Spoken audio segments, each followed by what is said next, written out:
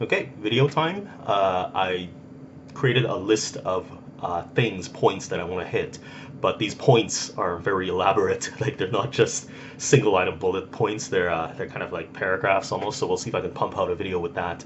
I find that when I have a list of things to say, I'm more ordered and I'm more, I have an end point. I have a place to go. But we'll see how it goes. So Donald Hoffman's recent podcast on the Making Sense podcast I found very interesting. Right off the bat, I thought it spoke directly to David Benatar's description of the pursuit of knowledge as it comes to, human beings and existing and things to exist for. I think it just pointed out very eloquently the way that we're very limited in our view, in the way we see things and how we see things, and why we see things. And I just want to go into it a little bit. So, interface theory, Donald Hoffman's theory, basically says that we see the world in almost like this kind of, in this way that things appear to us that aren't exactly as they are.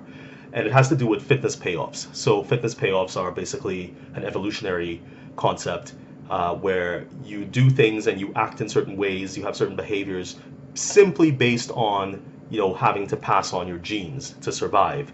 And those things don't necessarily inform a correct view of the universe or the world around you. So it's interesting because it kind of relates to Jordan Peterson's hierarchies as well. And I feel, and this is a side point, I feel that Jordan Peterson's hierarchies kind of talk too much to a parochial and a very limited understanding of what human beings do and why we do it. So they might be true in terms of being hierarchies, but if you consider that there is a world out there that we have a very blind spot to, they're not really even seen as hierarchies. They could be seen as just basically algorithms, and that's what I like to call them, algorithms. So what Jordan Peterson would call hierarchies, I would call algorithms.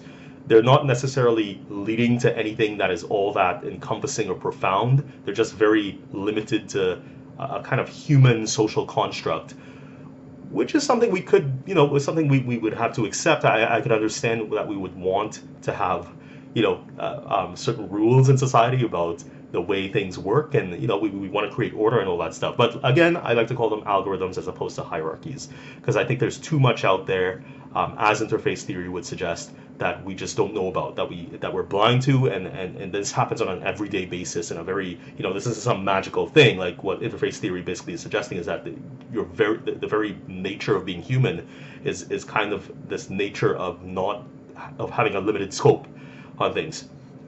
So I covered the first 3 points, and so I mean, how do we talk past, not necessarily talk past, but how do we get over the fact that we're limited in this capacity? And I think we're going to have to get to a point of some kind of transhumanist understanding of the universe, or basically an AI kind of framework of understanding the universe. But that is, I feel, a long way off. I don't see human beings getting this down pat anytime soon. I mean, even Donald Hoffman and Sam Harris and Annika Harris, who was also on the podcast that day, took consciousness for granted. I don't know if I'm saying that right, but consciousness still remains this mysterious thing, this thing that we can't figure out, even though we're all conscious. So I mean, I think to get to that point, we would have to do some evolving, but I don't know how far we'd have to evolve. I mean, one interesting story that always stuck in my head last year was about these Facebook bots that started on Facebook, these bots that run in the background of Facebook, that started all of a sudden talking to each other in a language that nobody had ever seen before, that they weren't programmed to talk in, but they were a kind of AI kind of system that started randomly generating their own language to figure things out. And I think the story goes that Facebook had to actually curtail them because they started talking gibberish, like things that people didn't understand. So they drew them back so that the humans in the system could understand what they were doing. And I found that interesting. I mean, that our scientific instruments could possibly advance like way ahead of us, like before we could even get a grasp of what they're doing. So imagine that in an AI scenario. So that's my first point. I mean, I think the first point is that, just to sum up, is that we're not that we don't have, because of this lack of knowledge that we have about the universe, as interface theory would suggest. We don't necessarily, we can't possibly say that the things we do are the right things or the wrong things, or there's just so much information that we're cut off from, that we can't necessarily say what we're doing is right or wrong.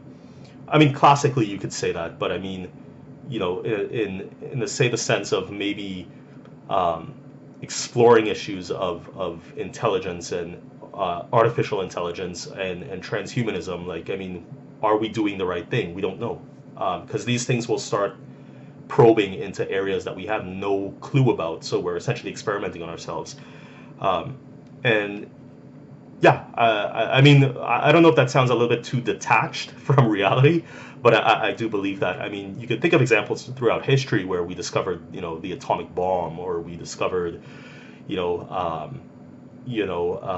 nerve agents or chemical weapons. I guess those are way obvious examples, but I mean, even right now, Elon Musk is examining or testing actually a new system called Neuralink that's actually going to be used for not just therapeutic applications. They're going to be used for, they can be used for enhancing the human condition. So you can control things with your mind and all this stuff. And this technology is currently available. And more so, it's not just about controlling your mind. You can control your mind with consumer devices like the iPhone or like the Samsung Galaxy phone. So I mean, I think that just adds a whole new dimension. I mean, you start hooking up your brain activity to the internet, you wonder what kind of security is available.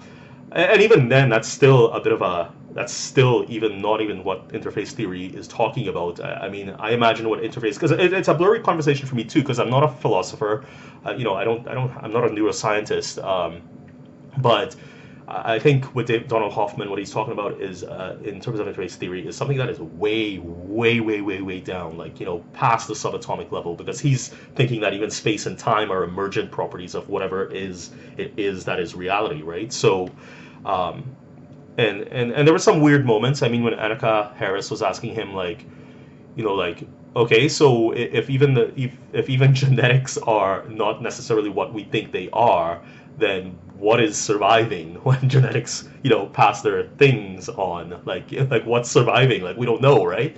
So I think that quote was it's kind of funny, but it also kind of spoke to how basic we're talking about. Like, not even space and time being real. So anyway, so that's mind-boggling. Kind of diminishes my example with Neuralink as well, because even that's still dealing with chemistry and a more classical understanding of what's going on. But I don't doubt that it's those types of technologies that give the impetus to technologies that would have an even deeper understanding of things. Basic stuff, the electron microscope, or things like that. So anyway, so enough about that. And so I also want to talk a little bit about the way God fits into all of this. And I know they started on the same podcast, they started talking about consciousness. And when people start talking about consciousness, to me, I always end up in this internal conflict that involves solipsism, or solipsism, however you pronounce it. And I can get what people are saying by the whole, cool thing to say that everything is subjective. But I don't think solipsism is true. And from what I've read, it's not a very logical concept. And so Descartes actually was kind of a proponent, if you could say that, of solipsism, almost by accident, and he kind of had to eschew it. So he had to, he kind of claimed that, well, the mind is what you are, and all you can know is what your mind is. But God wouldn't be so cruel as to, make you have false information about the extramental world. Like God wouldn't do that to a person, because God is good and all this stuff. But I think what basically takes solipsism down is not God. I think what takes it down is basically it's self-referential, so it's it's kind of like the value of life, or it's kind of like the hierarchies that Jordan Peterson talks about, right? Like you're kind of saying things are good because things are good, so it's a self-referential kind of system, right? Like it's parochial, like you're just talking about yourself, like and that's what takes solipsism down, because according to what I've read, language and all these things need externalities to kind of create things around which you can form your position in the world. But if you're that all exists, then there are no externalities or anything like that. So where are these rules coming from then? Like, I mean, why can't you change things radically all the time? Like, why aren't things changing radically all the time? There's an order, and that order is coming from, as one of the proofs of that order is language, which kind of is intersubjective, and you can't change the rules. Like, things, you're trying to create a theory of self that is a theory of self. So it's like I can't explain it well. Like it's like you're trying to say that, well, I thought it, therefore it is, and it is because I thought it. I don't know. It's self-referential. Like you can't have rules if you're making the rules up. Like, I mean, you kind of have to, so that's why it goes down. And but even then,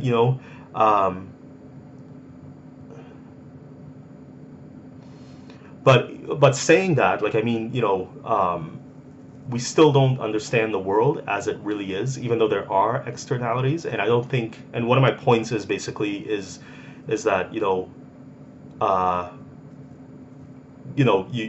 while there is an externality that can be proved or proven, even the benevolence of God can't help you in finding the reality behind these objects in this interface that we're constantly faced with. So there's a cruelty in that. There's they say we're made in God's image, etc., etc. To take it back to a religious concept, but there is no perfection there. We cannot see things as they really are, and I feel like that alone just proves a certain, I don't know, dissatisfaction with life, even though it's more of a theoretical thing. But it maybe, I don't know how these things connect really, but I know that human beings, and this is my final point, human beings have a very limited scope on what we can and can't access.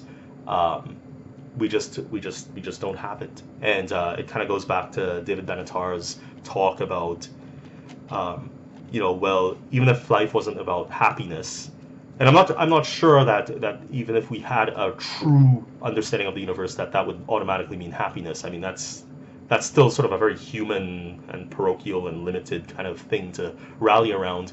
But I think even if happiness wasn't the goal of life, and we had to understand life, I think we are aware of things that we'll never know, and I think what we don't know is immense and huge and far beyond what we could do as human beings. Maybe AI could help us. I don't know. I don't know. I don't know how far down the road these things are going to change. But yeah, I mean, I tried to stay on topic this time. Hopefully I did. I guess I'll just listen to it. But you're going to see it anyway because I'm going to post it. I'm not going to do it again. Yeah, bye.